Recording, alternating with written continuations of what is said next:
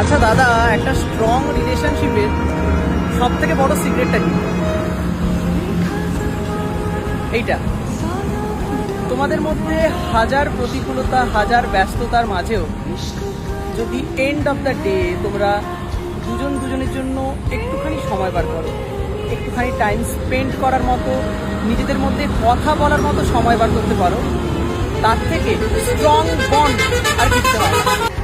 আজকাল অধিকাংশ রিলেশনশিপেই যেটা মেন প্রবলেম, সেটা হলো আন্ডারস্ট্যান্ডিংয়ের অভাব। ঠিক আছে, দুজনের মধ্যে বসে কথাবার্তা বলে মিউচুয়ালি ব্যাপারগুলো মিটিয়ে নেবার সব থেকে বড় অভাব আজকালকার জেনারেশন। যে জন্যই এত রিলেশনশিপ আজকাল ব্রেক হয়, রিলেশনশিপে এত সমস্যা হয়, এত ঝগড়াঝাটি হয়, সব কিছুর এই প্রধান কারণ হচ্ছে কিন্তু একটাই। যেমন যদি আমাদের কথা নিয়েই বলি, কালকে ওর নাইট শিফট ছিল, নাইট শিফট করেও বিকেলবেলা বাড়ি ফিরেছে। আমি কিছুক্ষণ আগে ইভিনিংয়ে বাড়ি ফিরলাম, এখন বাজে রাত্রি 8টা, হালকা বৃষ্টি ঝরছে। তার মাঝখানে আমরা দুজন কিছুটা টাইম স্পেন্ড